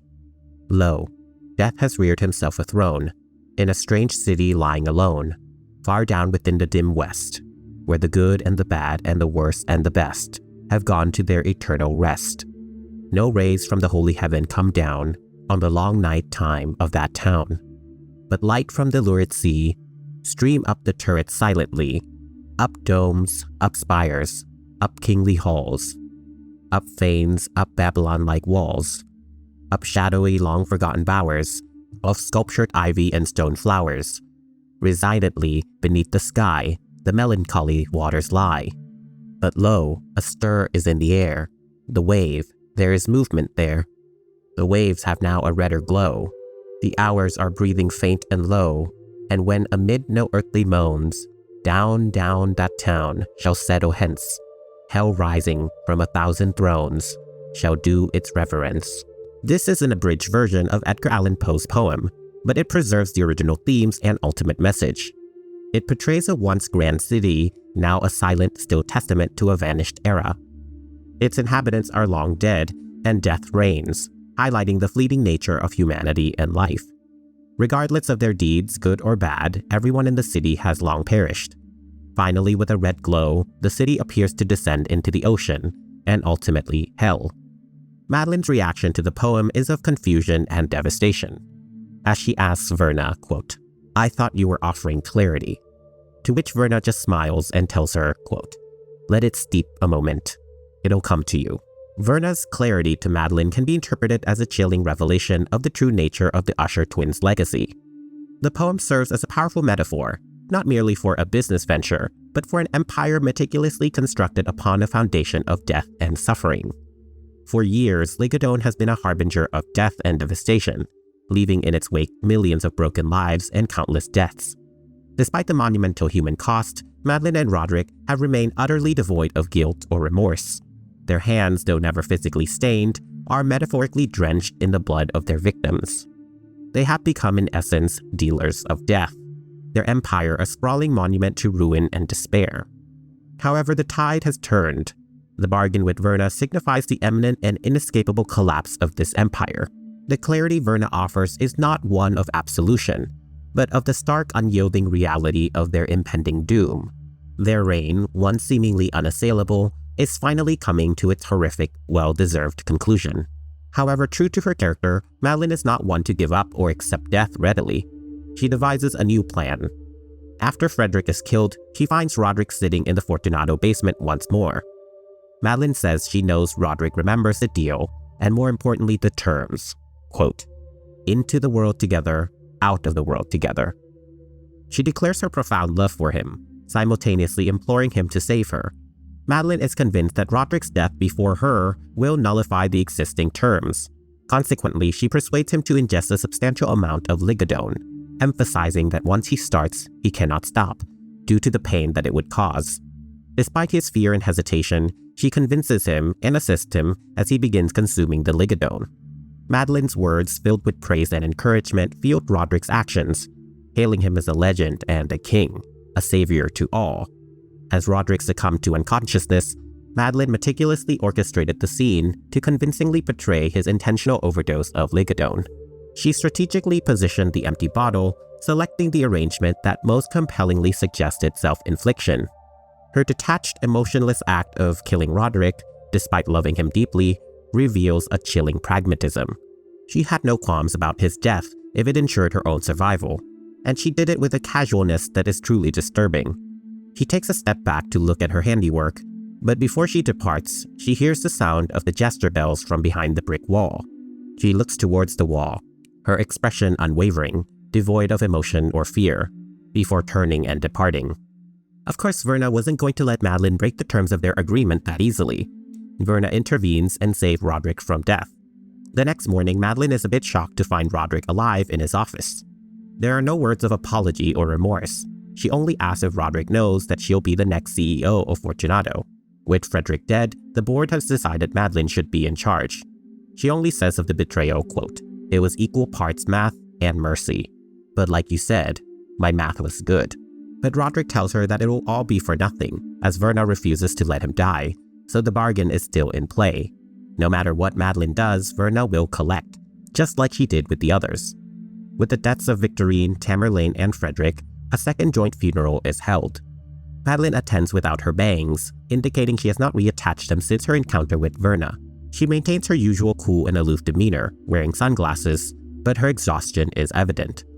After the service, Roderick collapses outside upon seeing a specter of Rufus Griswold. Madeline immediately rushes to his aid, instructing Arthur on how to get Roderick to the hospital. The scene clearly demonstrates her deep care and love for Roderick despite her earlier betrayal.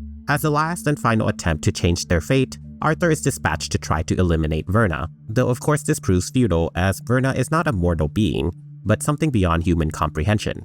After Verna collects Lenore, Madeline's sophisticated algorithm, designed to manage and interpret Lenore's digital presence, inexplicably activates.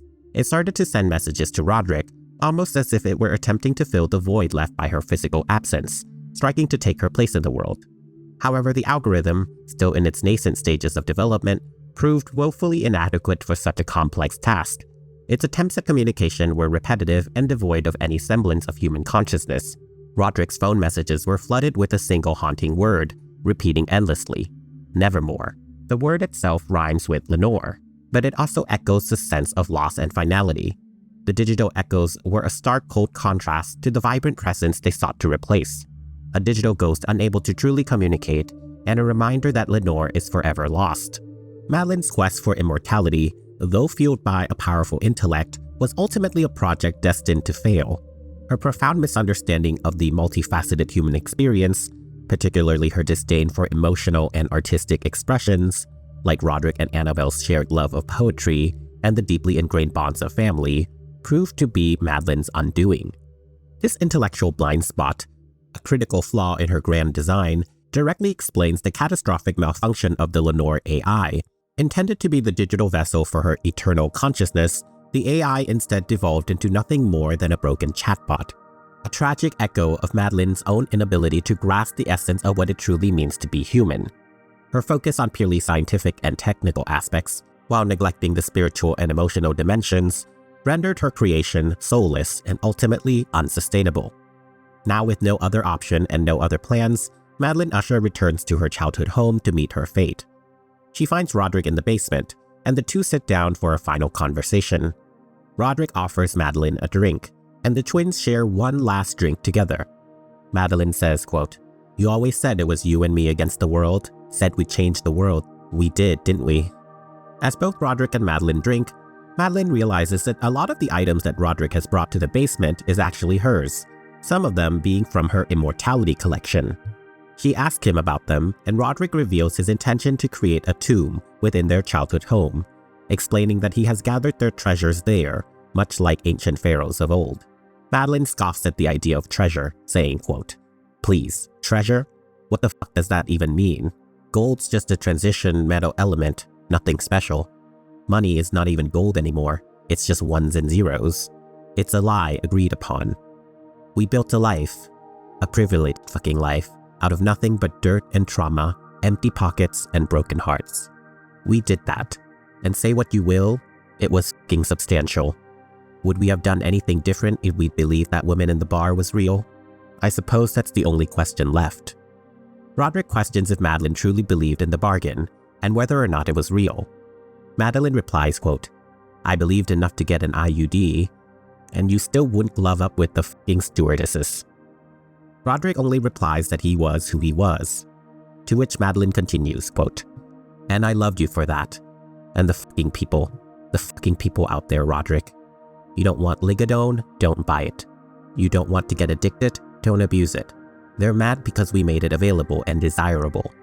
Hey, newsflash, it's our only fucking job. These people.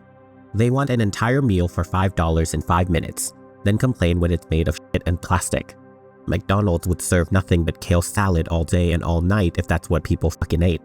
It's available, no one buys it. And we'll get around to funding AIDS research, diabetes, and heart disease just as soon as we figure out how to keep our geriatrics harder for a few more minutes. What's the market share on Wimpy's, Roderick? 60-70% of the healthcare industry. The Pentagon spent $83 million on Viagra last year. Meanwhile, the Supreme Court, the f***ing Supreme Court, does its part, tears the autonomy, rips the liberty away from women, shreds not just their choice but their future, their potential. We turn men into cum fountains and women into factories, cranking out what? An impoverished workforce, there for the labor and to spend what little money they make consuming. And what do we teach them to want? Houses they can't afford, cars that poison the air, single-serve plastics, clothes made by starving children in third-world countries. And they want it so bad that they're begging for it. They're screaming for it. They're insisting upon it. And we're the problem? These fucking monsters, these fucking consumers, these fucking mouths. They point at you and me like we're the problem. They fucking invented us. They begged for us. They're begging for us still. So I say we stand tall and proud, brother. Bill comes due. Let's not hide in the basement like we've got something to be ashamed of. No, not us. You and me against the world. Don't care if it's death herself. If she wants Madeline f***ing Usher, she's going to have to look me straight in the eyes. Now, this epic monologue from Madeline perfectly encapsulates her character. Madeline is not wrong in her assessment of hyper-capitalist consumer-driven society. A system that prioritizes profit and material gain above all else, often at the expense of human well-being and environmental health. She isn't wrong when she admonishes the broken system of the United States, a system she perceives as fundamentally flawed, riddled with inequities and failing its citizens. In fact, she's quite astute in her observations, highlighting the deep-seated issues that contribute to societal decay and individual suffering. Her words resonate with a profound understanding of the systemic failures that create a climate of despair and disillusionment. Her admonishment, delivered with a captivating blend of passion and unwavering conviction, possesses an undeniable power. Indeed, so compelling is her argument, so persuasive her delivery, that it becomes remarkably easy to find oneself nodding in agreement. One cannot help but be drawn into her perspective, compelled by the sheer force of her will and the clarity of her convictions. Her words resonate with a truth that feels both immediate and profound. However, upon closer examination, Madeline's words reveal a deeper ingrained selfishness and egocentrism. Madeline, despite her criticisms, is deeply entrenched in a system that has afforded her immense power and privilege. For 4 decades, she has not only benefited from this corrupt system, but has actively contributed to its perpetuation. Both Madeline and her brother Roderick have occupied the pinnacle of the corporate hierarchy for an extended period. Yet their tenure has been marked by a striking lack of substantive action to leverage their positions for the greater good.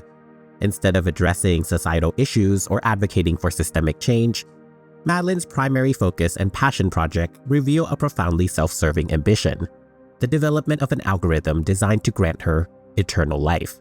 This pursuit underscores the significant hypocrisy, as her admonishments against the system appear to be a performative critique rather than a genuine desire for reform, especially when her personal endeavors are so intrinsically linked to preserving her own power and existence within that very framework. Madeline Usher possesses a keen intellect that allows her to perceive the subtle and overt failings within society.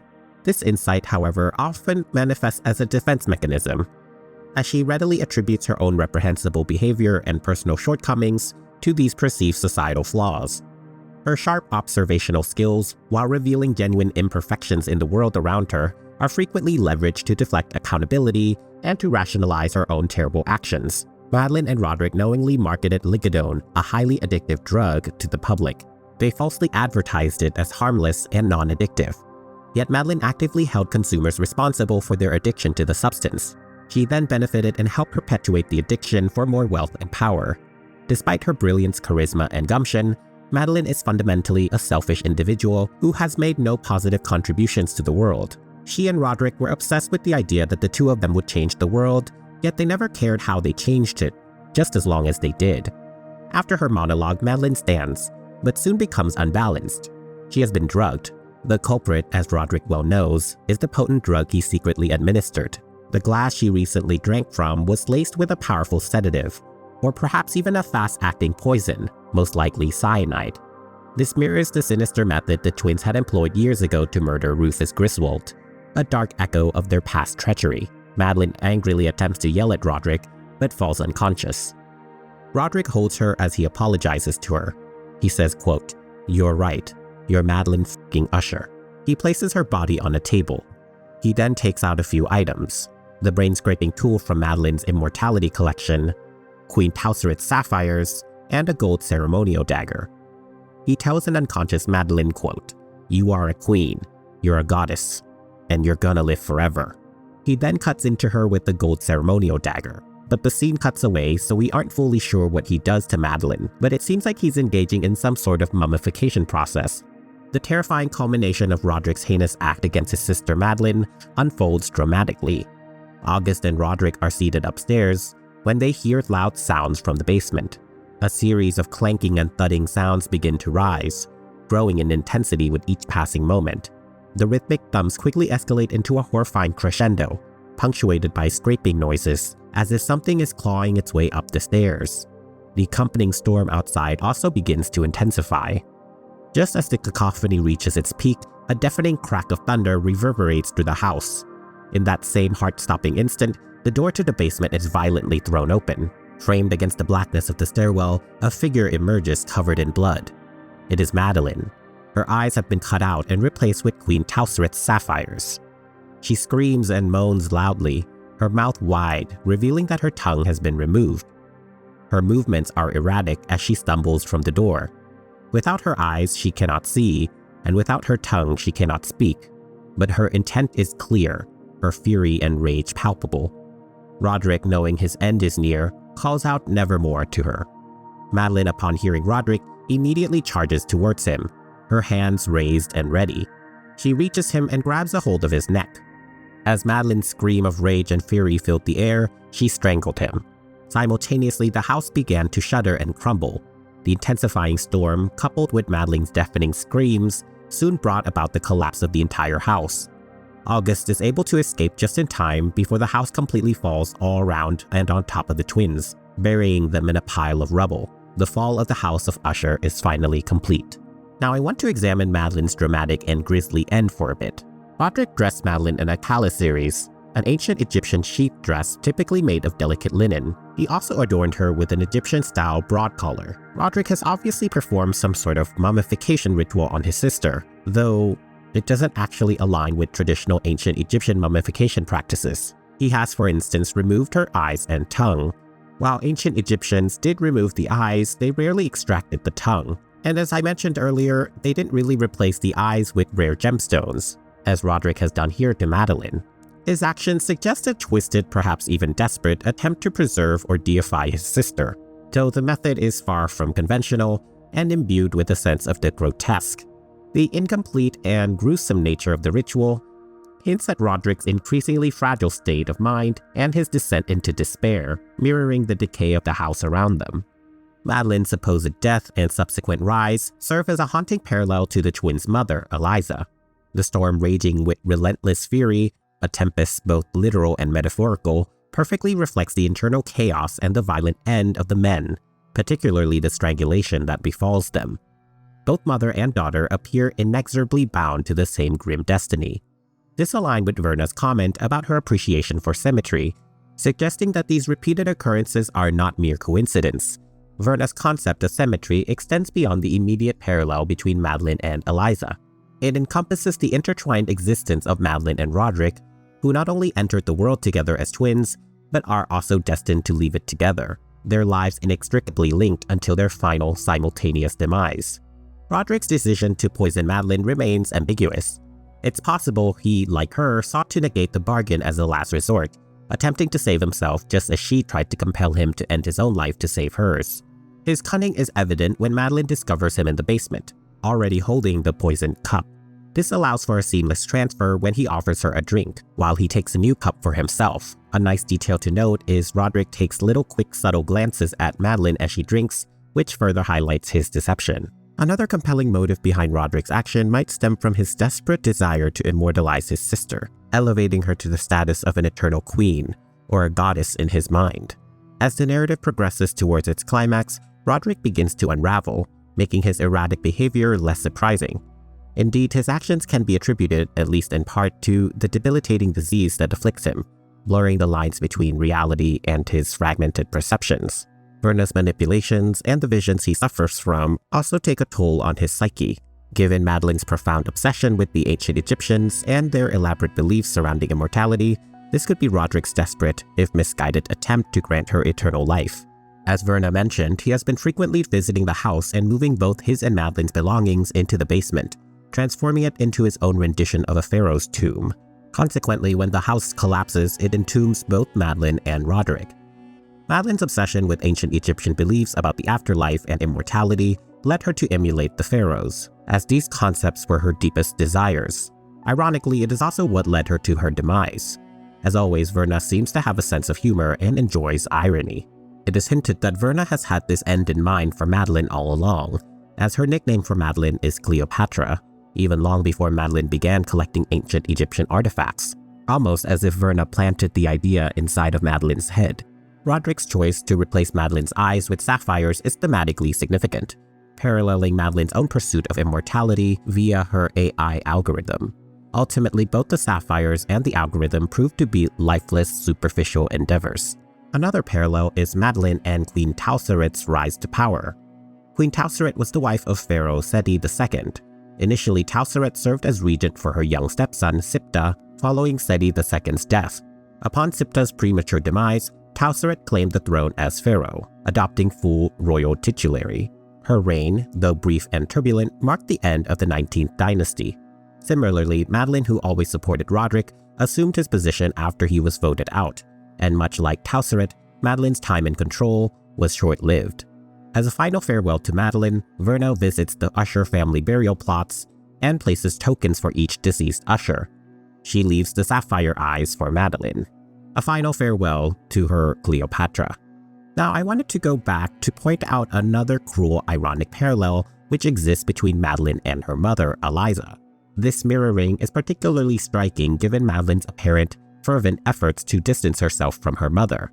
Where Eliza embodied a gentle, caring, and family-oriented disposition, Madeline cultivated a demeanor of coldness, aggression, and self-interest. Their approach to life's fundamental questions also diverged sharply. Eliza found solace in deep religious faith, shunning the realms of science and medicine, while Madeline embraced a starkly scientific worldview, placing her convictions in the advancement of technology and empirical knowledge. Despite their stark contrasts in personality and belief, both women met eerily similar ends. Each was betrayed by the man they loved most, and both mother and daughter ultimately rose from their graves to enact revenge. In a moment of piercing and blunt insight, Verna delivered the most poignant assessment of Madeline's character. Quote, "You're a collection of impeccable, elaborate masks in orbit of a stunted heart." Verna's words highlight a tragic irony. The very perfection of Madeline's outward presentation serves as a testament to her inner emptiness, a monument to a life lived without true emotional depth or warmth. Madeline Usher, despite her remarkable brilliance, immense wealth, and considerable power, ultimately leaves a legacy steeped in greed, pain, and death. Her life intertwined with that of her brother Roderick is a testament to the destructive nature of unchecked ambition and the insidious decay it can wreak upon even the most opulent of dynasties. Their inheritance, rather than being a beacon of achievement, becomes a chilling echo of Verna's ominous recital of The City in the Sea, a poem that speaks of a city succumbing to an inevitable silent demise. Much like the ill-fated city, the Usher legacy, built on questionable foundations, is destined for a similar fate of erosion and ruin. What truly deepens the profound tragedy of the Usher twins is the persistent haunting echo of what might have been. For Madeline, these possibilities are particularly poignant. We witness instances where she demonstrates a capacity for love and connection, most notably in her interactions with Roderick, Tamerlane, and Lenore. These moments, however brief, illuminate a core of humanity within her. Verna's powerful statement of, quote, "Yes, I know who you are and were, and who you could have been. I see all three, standing shoulder to shoulder, and together they break my heart," is a pivotal articulation of Madeline's tragic arc.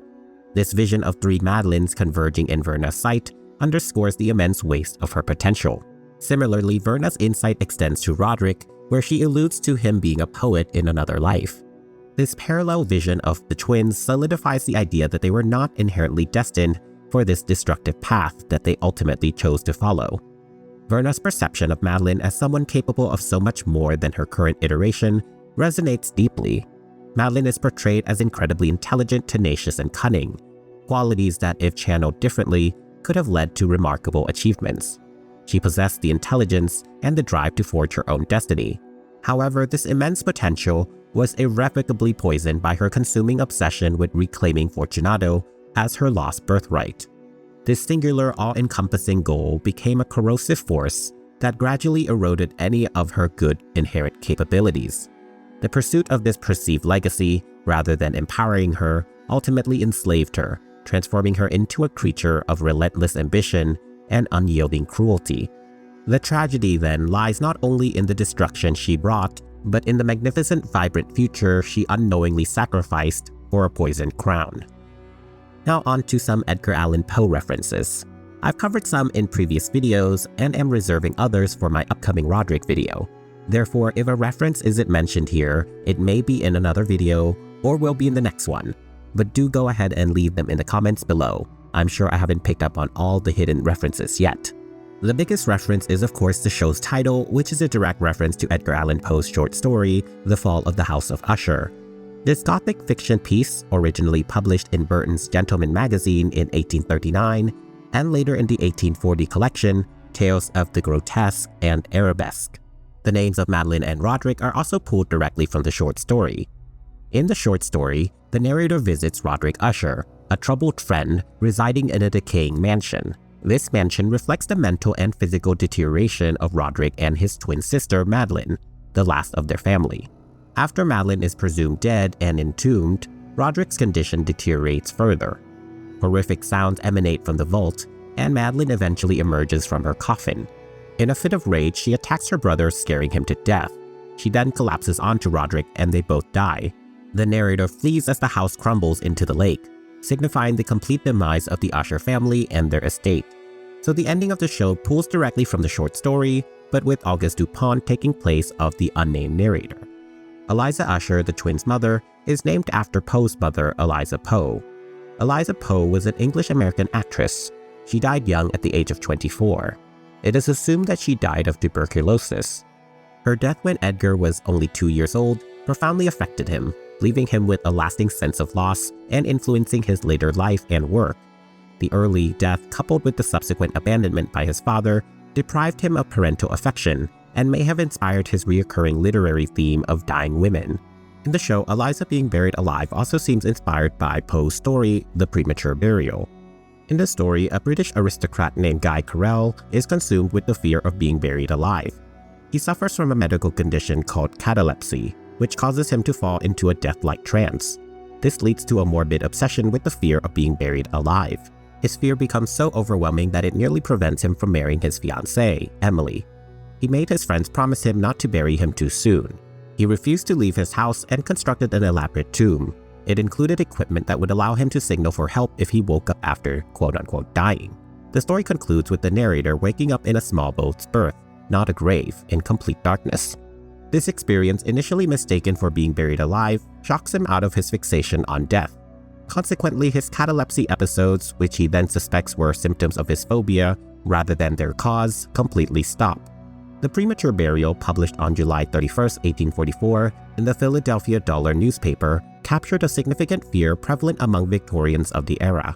This widespread anxiety was so acute that, at times, coffins were outfitted with emergency mechanisms, enabling individuals mistakenly presumed dead to signal for assistance if they were in fact still alive. Poe himself was very afraid of being buried alive, and the topic would appear in many of his works. Of course, we see this with his aforementioned The Fall of the House of Usher and the cast of Amontillado. I'll be saving the reference for the cast of Amontillado for my Roderick video, so stay tuned for that. When Roderick collapses, Madeline tells Arthur to get a doctor named Donaldson. This is a reference to the boat called the John Donaldson from Poe's novel, The Narrative of Arthur Gordon Pym of Nantucket. Now, Arthur Pym is also the name of the family and company lawyer from the show, but I'm planning to save him for a separate video as well. Madeline's mummification could also have been inspired by Poe's satirical short story, Some Words with the Mummy. In Poe's story, a group of friends accidentally reanimate a mummy called Alamestachio with electricity. The mummy then proceeds to correct their assumptions about ancient Egypt and modern science. The narrative satirizes the 19th century obsession with Egyptology and the complacent conviction in progress, implying that modern scientific advancements were not as profound as contemporaries believed. Here are some additional details and references that I overlooked, which are not directly related to Madeline's character, but are just Poe details. Longfellow's address 2640 refers to 2640 Grand Concourse in the Bronx, New York, which was Edgar Allan Poe's cottage. Verna's bar, located at an 1800 address, could be a nod to the 1800s, a period relevant to Poe's lifetime. There is a stained glass of a black cat, which is likely the reference to The Black Cat, which is a short story by Poe, first published in the August 19, 1843 edition of the Saturday Evening Post. This heavily inspired Napoleon's arc in the show. The stained glass depiction of a horse likely alludes to the supernatural fiery-eyed horse featured in Poe's short story, Metzengerstein. Frederick's name was pulled from the short story, and themes of a cursed family obviously inspired the show. This concludes my summary and character analysis of Madeline Usher. Madeline was my favorite character on the show. Of course, I was very biased because I'm a huge fan of Mary McDonnell, especially for her role as President Laura Rosalind from Battlestar Galactica. So let me know what your thoughts are on Madeline. A special thank you for my returning viewers. I want to thank you for your continued support. Your wonderful and insightful comments are always so lovely and encouraging to read. So thank you, thank you, thank you. For new viewers, I hope you enjoyed the video. Please consider subscribing and liking the video because it really does help the channel grow. Until next time, avoid making questionable deals with sexy bartenders and steer clear of mummification rituals. Bye!